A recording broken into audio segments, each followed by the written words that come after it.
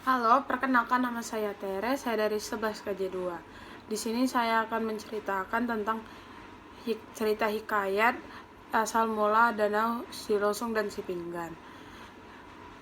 Mengapa saya memilih cerita ini? Karena masih jarang orang yang mengetahui cerita ini dan amanatnya yang sangat bagus.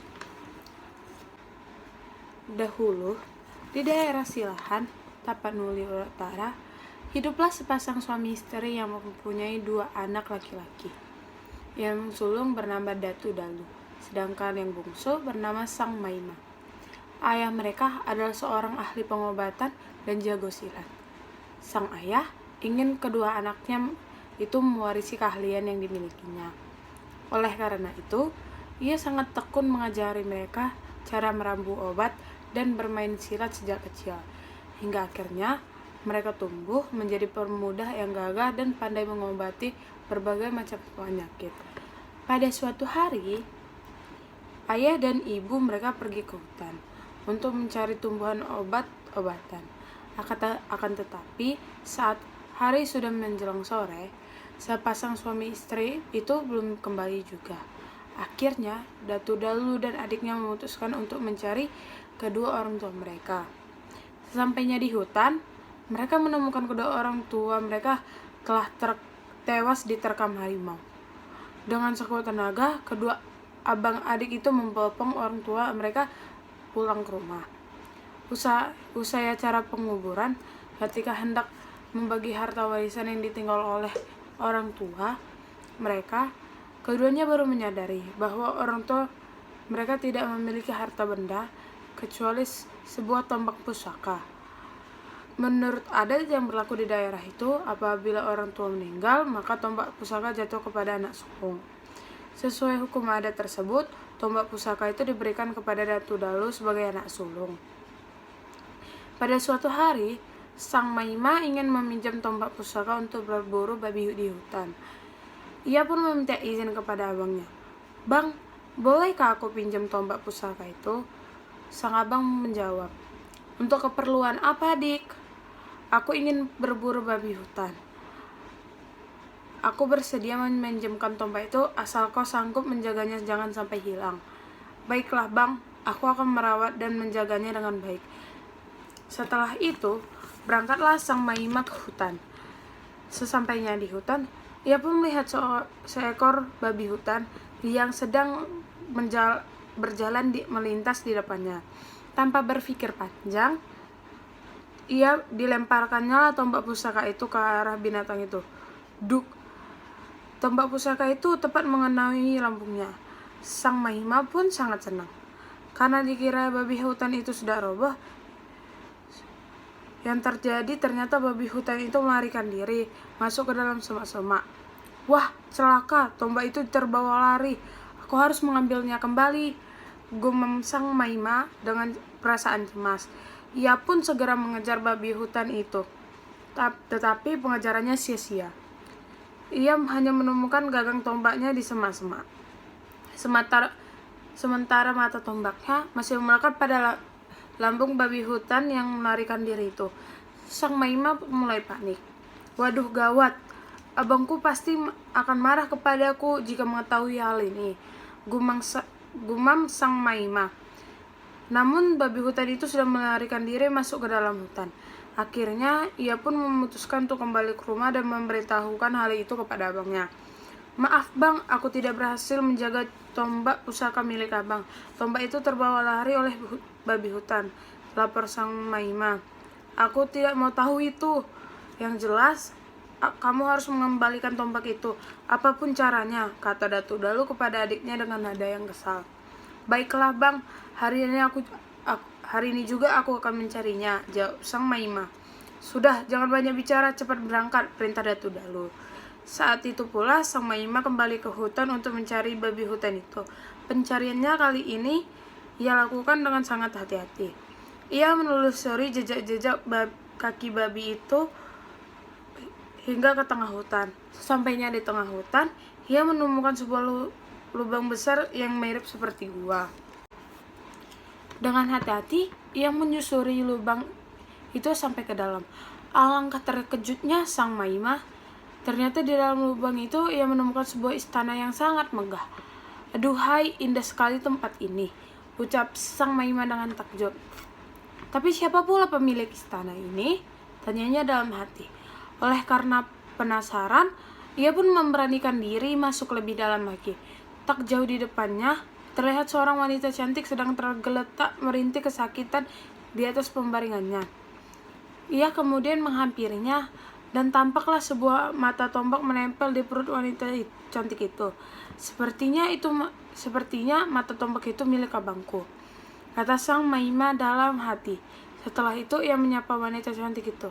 "Hai gadis cantik, siapa kamu?" tanya Sang Maima.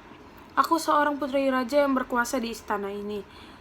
Lalu Sang Maima bertanya kembali, "Kenapa mata tombak itu berada di perutmu?"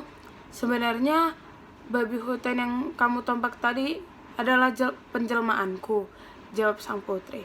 "Maafkan aku putri, sungguh aku tidak tahu hal itu." "Tidak apalah tuan, semuanya sudah terlanjur. Kini aku hanya berharap Tuhan bisa menyembuhkan lukaku," jawab sang putri. Berbekal ilmu pengobatan yang diperoleh dari ayahnya ketika masih hidup, Sang Maima pun mengobati luka wanita itu dengan mudahnya. Setelah wanita itu sembuh dari sakitnya, ia pun berpamitan untuk mengembalikan mata tombak itu kepada abangnya. Abangnya sangat gembira karena tombak pusaka kesayangannya telah kembali ke tangannya. Untuk mewujudkan kegembiraan itu, ia pun mengadakan selamatan, yaitu pesta adat secara besar-besaran. Namun sayangnya, ia tidak mengundang adiknya, Sang Maima, dalam pesta tersebut. Hal itu membuat adiknya merasa tersinggung, sehingga adiknya memutuskan untuk mengadakan pesta sendiri di rumahnya dalam waktu yang bersamaan. Untuk memeriahkan, mengadakan pesta sendiri di rumahnya dalam waktu yang bersamaan, ia mengadakan pertunjukan dengan mendatangkan seorang wanita yang dihias dengan berbagai bulu burung, sehingga menyerupai burung enggra. Pada saat pesta dilangsungkan, banyak orang datang melihat pertunjukan itu. Sementara pesta yang dilangsungkan di rumah Datu Dalu sangat sepi oleh pengunjung. Setelah mengetahui adiknya juga melaksanakan pesta dan sangat ramai pengunjungnya, ia pun bermaksud meminjam pertunjukan itu untuk memikat para tamu agar mau datang ke pestanya. "Adikku, bolehkah aku pinjam pertunjukanmu itu?" tanya Datu Dalu. "Aku tidak keberatan meminjamkanmu pertunjukan ini, asal abang bisa menjaga wanita burung Erna ini jangan sampai hilang," jawab Sang Maima. "Baiklah adikku, aku akan menjaganya dengan baik." Setelah pestanya selesai, Sang Maima segera mengantar burung Erna itu ke rumah abangnya, lalu berpamitan pulang. Namun, ia tidak langsung pulang ke rumahnya, melainkan menyelinap bersembunyi di langit-langit rumah abangnya. Ia bermaksud menemui wanita burung Erna itu secara sembunyi-sembunyi pada saat pesta abangnya selesai. Waktu yang ditunggu-tunggu pun tiba.